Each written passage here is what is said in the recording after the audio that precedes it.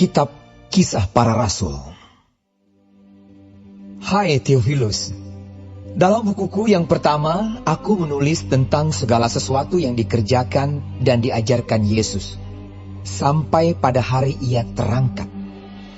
Sebelum itu ia telah memberi perintahnya oleh Roh Kudus kepada rasul-rasul yang dipilihnya. Kepada mereka ia menunjukkan dirinya setelah penderitaannya selesai, dan dengan banyak tanda ia membuktikan bahwa ia hidup. Sebab selama 40 hari ia berulang-ulang menampakkan diri dan berbicara kepada mereka tentang kerajaan Allah. Pada suatu hari ketika ia makan bersama-sama dengan mereka, ia melarang mereka meninggalkan Yerusalem dan menyuruh mereka tinggal di situ menantikan janji Bapa. Yang demikian katanya, "Telah kamu dengar daripadaku.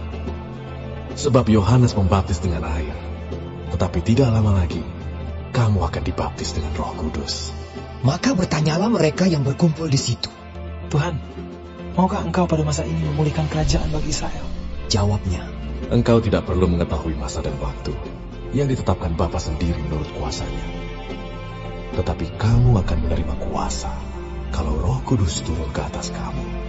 Dan kamu akan menjadi saksiku di Yerusalem dan di seluruh Yudea dan Samaria dan sampai ke ujung bumi."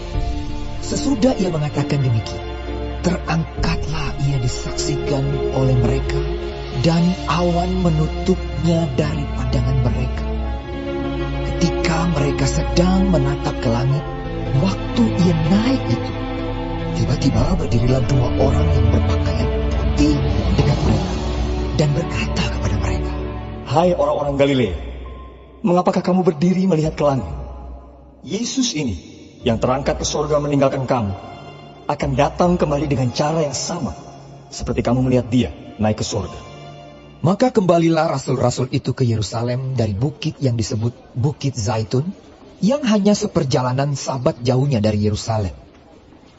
Setelah mereka tiba di kota, naiklah mereka ke ruang atas, tempat mereka menumpang. Mereka itu ialah Petrus dan Yohanes, Yakobus dan Andreas, Filipus dan Thomas, Bartolomeus dan Matius, Yakobus bin Alfeus, dan Simon orang Zelot, dan Yudas bin Yakobus.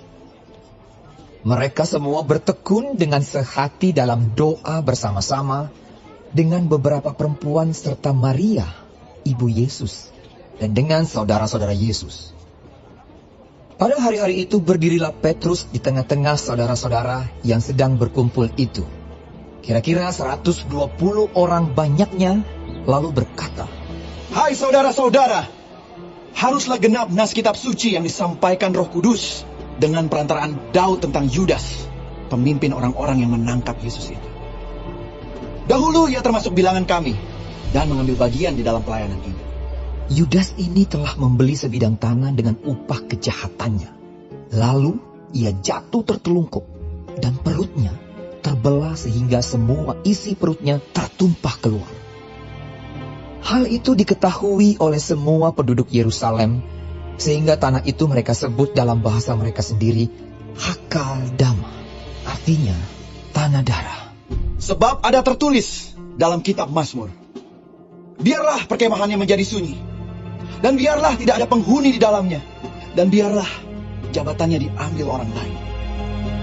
Jadi harus ditambahkan kepada kami seorang dari mereka yang senantiasa datang berkumpul dengan kami selama Tuhan Yesus bersama-sama dengan kami, yaitu mulai dari baptisan Yohanes sampai hari Yesus terangkat ke sorga, meninggalkan kami untuk menjadi saksi dengan kami tentang kebangkitannya."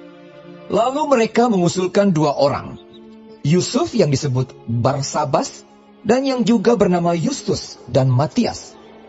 Mereka semua berdoa dan berkata, "Ya Tuhan, Engkaulah yang mengenal hati semua orang. Tunjukkanlah kiranya siapa yang Kau pilih dari kedua orang ini untuk menerima jabatan pelayanan, yaitu kerasulan yang ditinggalkan Yudas, yang telah jatuh ke tempat yang wajar baginya." Lalu mereka membuang undi bagi kedua orang itu, dan yang kena undi adalah Matias. Dengan demikian, ia ditambahkan kepada bilangan ke-11 rasul itu.